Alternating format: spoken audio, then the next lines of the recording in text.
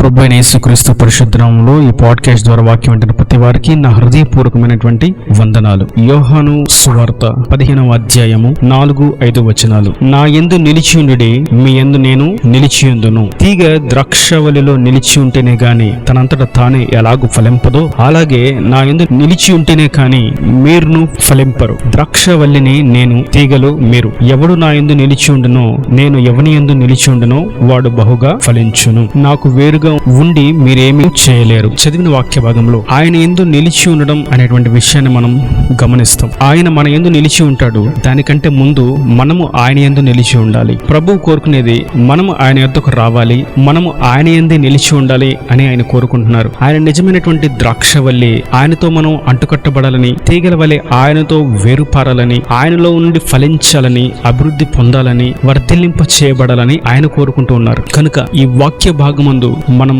గుర్తించి ధ్యానించి అనుసరించవలసినటువంటి, అమలు చేయవలసినటువంటి విషయం ఏదనగా మనము ఆయన యందు నిలిచి ఉండడం. సాక్షాత్తు సర్వోన్నతుడైనటువంటి ప్రభు తన ఉన్నతమైనటువంటి సింహాసనాన్ని విడిచి ఈ భూమి మీదకి శరీరధారిగా వచ్చాడు. ఆయన తన మహిమను విడిచి మన కొరకు, మన రక్షణ కొరకు ఈ లోకానికి వస్తే మనం ఆయన యొద్దకు చేరాలని ఆయన కోరుకుంటున్నాడు. ఆయన అందరినీ ఆకర్షిస్తున్నాడు. నిజమైనటువంటి వెలుగుగా ఆయన ప్రకాశిస్తున్నాడు. ఎవరైతే ఆయన వెలుగును చూసి ఆయన యొద్దకు వస్తారో, ఎవరైతే ఆ వెలుగులో నిలబడతారో, ఎవరైతే ఆ యొక్క జీవ వృక్షమైనటువంటి క్రీస్తు నీడను చేరతారో, ద్రాక్షవల్లి అయినటువంటి ఆయనతో అంటుకట్టబడతారో వారు బహుగా ఫలిస్తారు. ఆయనే తన మహిమను విడిచి, తన ఉన్నత సింహాసనం విడిచి, వేవేల దూతల స్తుతి ఆరాధనను విడిచిపెట్టి మన కొరకు శరీరధారిగా, రక్తునిగా, తను అర్పణగా, బలిగా అర్పించుకోవడానికి భూమి మీదకు వస్తే మనము ఆయన యందు నిలిచి ఉండడం అనేది చాలా స్వల్ప విషయం. ప్రభు అంటున్నారు, మీ కాడిని నేను మోస్తాను, నా కాడిని మీరు తీసుకోండి, నా కాడి సులువైనది, తేలికగా ఉంటుంది అని. నేను మీ కొరకు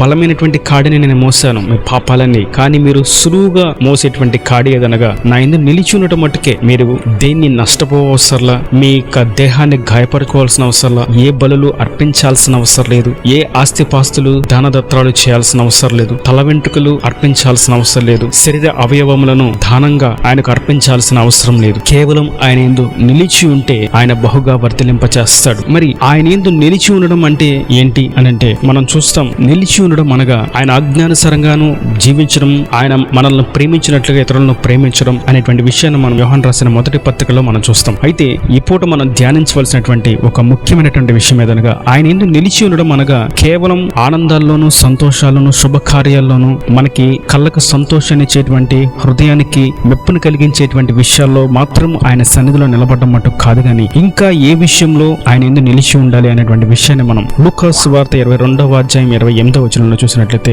నా శోధనలో నాతో కూడా నిలిచి ఉన్నవారు మీరే. ప్రభు అంటున్నారు, తనను వెన్నంటుకున్నటువంటి అపోస్తులైనటువంటి శిష్యులతో ఆయన అంటున్నారు, నా యందు మీరు నిలిచి ఉండండి అని చెప్తూ, ఏ స్థితిలో ఆయన యందు నిలిచి ఉండాలి? ఉద్యోగం వచ్చినప్పుడు, వ్యాపారం ఆశీర్వాదకరంగా ఉన్నప్పుడు, ఆరోగ్యం ఉన్నప్పుడు, ఇల్లు కట్టుకున్నప్పుడు, బిడ్డలు పుట్టినప్పుడు, వివాహాలు జరిగినప్పుడు, అంత సంతోషంగా ఉన్నప్పుడు మాత్రమే ఆయన సన్నిధిలో నిలిచి ఉండమా? అంత మటుకు కాదు. కానీ ప్రభు అంటున్నారు, శోధనలో కూడా మన పితరులైనటువంటి అపోస్తలు ఆయన యందు నిలిచి ఉన్నారు. ఆయన యందు నిలిచి ఉన్నారు కనుకనే వారు ఎంతో ఫలించారు. వారికి అనుగ్రహించబడినటువంటి యొక్క కిరీటం నేటికి తేజరిల్లుతూ ఉంది. వారిని గూర్చినటువంటి సాక్ష్యం ఎప్పటికీ ప్రబలుతూ ఉంది. కారణం ఏదనగా ఆయన యందు వారు నిలిచి ఉన్నారు. ఏ స్థితిలో నిలిచి ఉన్నారు? కానా వివాహంలో నీళ్లను ద్రాక్షరసంగా చేసినప్పుడు నిలిచి ఉన్నారు. చనిపోయిన వారిని లేవనెత్తినప్పుడు నిలిచి ఉన్నారు. 5 రొట్టెలు 2 చిన్న చేపలను 5,000 మందికి పైగా పంచినప్పుడు నిలిచి ఉన్నారు. స్వస్థత కార్యాలు, అద్భుత కార్యాలు చేసినప్పుడు నిలిచి ఉన్నారు. వాక్యోపదేశం చేసినప్పుడు నిలిచి ఉన్నారు. ప్రయాణాల్లో నిలిచి ఉన్నారు. ఇది ఒక కోణం అయితే,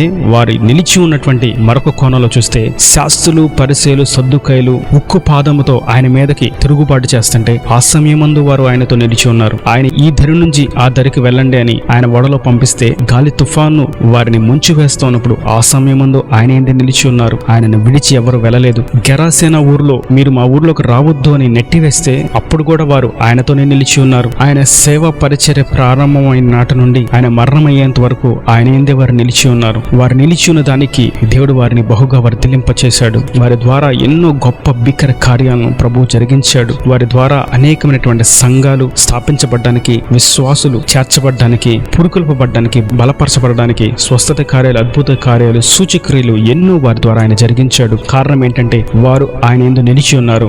ఏ స్థితిలో నిలిచి ఉన్నారంటే శోధనలో నిలిచి ఉన్నారు. శోధనలో అనేటువంటి మాట ఫుట్ నోట్ లో మనం చూస్తే శ్రమలోనే ఉంటుంది. శ్రమలో కూడా నిలిచి నిలిచి ఉన్నారు. వారు ఆ స్థితిలో ఆయన యందు నిలిచి ఉన్నారు కనుక వారిని దేవుడు ఎంతగానో ఆశీర్వదించాడు. వారికి కావలసిన వాటిని ఆయన సమకూర్చాడు. దేవుని సేవలో వాళ్ళు బలంగా వాడబడ్డారు, నిలబడ్డారు. అనేకులకు మాదిరికరమైనటువంటి జీవితాన్ని జీవించగలిగారు. నేడు మనం ఆయన యందు నిలిచి ఉన్నాం అని చెప్పుకుంటూ కాస్త బలహీనత రాగానే, కాస్త అనారోగ్యం కలగగానే, కాస్త దుఃఖము కలగగానే, కాస్త అసమాధానం కలగగానే, కొంచెం అపజయం కలగగానే, కొంచెం ఎవరన్నా అవమానాలకి, నిందలకు, తిరస్కారానికి గురి చేస్తే వెంటనే ఆయన యందు నిలిచి ఉండటం మాని ఆయనకు దూరంగా వెళ్తే అయ్యో ఎంత అవివేకమైనటువంటి పని అది. ప్రభు అంటున్నారు, మీరు నా యందు నిలిచి ఉండండి, మిమ్మల్ని నేను బహుగా వర్ధిలింపచేస్తాను, మేమును పచ్చగానే నివసింపచేస్తాను. నీటి కాలువల ఎవరనో నాటబడిన చెట్టు వలె మీరు ఎప్పుడు ఫలభరితంగా ఉంటారు. మీ నుండి ఫలించబడుతున్నటువంటి ఆ యొక్క ఫలములను అనేకులు రుచి చూసి నాకు సాక్షులుగా రాపట్టబడతారు. మీరు నా యందు నిలిచి ఉండండి, అంత మట్టుకు చాలు అని ప్రభు నేటి దినాన్ని మనకి సెలవిస్తూ ఉండగా ఆయన యందు మనం నిలిచి ఉండడానికి మనల్ని మనం అర్పించుకుందాం, అప్పగించుకుందాం. కేవలం సంతోషంలో మట్టుకు కాదు కానీ శ్రమైన, దుఃఖమైన, వేదనైనా, బాధ అయినా, ఇరుకైనా, ఇబ్బంది అయినా, కన్నీరైనా, శోధనైనా, శ్రమైన, వ్యతిరేకతలైన, అవమానాలైనా ఏవైనా కూడా అన్ని స్థితిగతుల్లో కూడా ఆయన యందే మనం నిలిచి ఉండాలి. ఈ ఆయన కోరికను మనం నెరవేర్చిన వారమై, ఆయన యందు సాక్షిగా నిలబడిన వారమై ఆయన నిత్య రాజ్యానికి మనం వారసులం అవుదుముగాక. ఎన్నో చరిత్ర ఆధారాలు శ్రమలో నిలిచి ఉన్నవారు. అబ్రహాము తన కుమారుని బలుగా దేవుడు అడిగినప్పుడు ఆ సమయంలో కూడా దేవుడు చెప్పిన మాటకు విని, దేవుని చెప్పిన మాటకు లోబడి ఆయన యందు నిలిచి ఉన్నాడు. దావీదు గొల్యాతుని జయించడానికి ఆయన యందు నిలిచి ఉన్నాడు గనక గొల్యాతుని జయించగలిగాడు. తన కుటుంబీకులందరూ అతన్ని వెలివేస్తూ ఉండగా, సౌలు అతన్ని తరుముతూ ఉండగా అప్పుడు కూడా దావీదు ఆయన యందు నిలిచి ఉన్నాడు. యోబు తాను ధనవంతుడుగా మంచి పేరు ప్రఖ్యాతులతో, కీర్తి ప్రతిష్టతలతో నిలిచి ఉండగా అతనుకున్నదంతా పోయినా, తాను ఒంటరిగా మిగిలిపోయినా అప్పుడు కూడా దేవుని యందే నిలిచి ఉన్నాడు. మొర్దెకై దేవుని ఆరాధించడంలోనూ యూదా జనాంగం అంతటిని చంపివేయడానికి హామాను తాకిదు రాయించినప్పటికీ ఆయన యందే నిలిచి ఉన్నాడు. అననీయ, అజర్యా, మీషాయేలు అగ్ని గుండంలో వేయబడ్డానికి కూడా ఆ అగ్నిలో కూడా ఆయన యందే నిలిచి ఉన్నారు. దానియేలు సింహం బోనులో ప్రార్థన చేస్తున్నాడనేటువంటి హేతువు చేత అతన్ని సింహాల బోనులో ఇస్తే ఆ సింహాల బోనులో కూడా ఆయన యందే నిలిచి ఉన్నాడు. మనం చూస్తే ప్రవక్తలను గాని, దేవుని అభిషక్తులు గాని, దేవుని కొరకు సాక్షిగా నిలబడిన వారందరూ కూడా అన్ని స్థితిగతుల్లో ఆయన యందే నిలిచి ఉన్నారు. ఆయన యందు నిలిచి ఉన్నారు కనుకనే వారి సాక్ష్యాలు బైబిల్ గ్రంథంలో చిరస్మరణంగా లిఖించబడి ఉన్నాయి. వారి కిరీటం నేటికి తేజరిల్లుతుంది. ఎంత గొప్ప సాక్షి సమూహం మన మీద ఆయన ఎందుకు ఉంచాడంటే, వారి జీవితంలో వారు ఆయన యందు నిలిచి ఉండగా దేవుడు వారిని ఎలాగ కాపాడాడు, ఎలాగ నడిపించాడు, ఎలాగ హెచ్చించాడు, ఎలాగ గణపరిచాడు, ఎలాగ వారిని వర్ధిలింప చేశాడనేటువంటి విషయాలను మనకు ఆయన గుర్తు చేస్తూ, మనల్ని ఆయన యందు నిలిచి ఉంటే ఆయన ఇంకా ఎన్నో గొప్ప కార్యాలు చేస్తానని మనల్ని బలపరుస్తూ, ధైర్యపరుస్తూ ఉండగా ఎప్పటికీ కూడా ఆయన యందే నిలిచి ఉండడానికి మనల్ని మనం ప్రాణాత్మ దేహములను ఆయనకు సమర్పించుకుందాం. ఆయనకు సాక్షులుగా జీవిస్తాం. పరలోక రాజ్యానికి వారసులమవుదాం. మన కొరకు ఆయన దాచి ఉంచినటువంటి ఆ రాజ్యంలో ఉన్నటువంటి శ్రేష్టమైనటువంటి భాగాలు మనం స్వతంత్రించుకుందాం. మన కొరకు ఆయన సిద్ధపరుచినటువంటి కొత్త రాతి పలకను, ఆ రాతి పలక మీద ఉన్నటువంటి కొత్త నామకరణాన్ని స్వీకరిద్దాం. జయించిన వారంగా,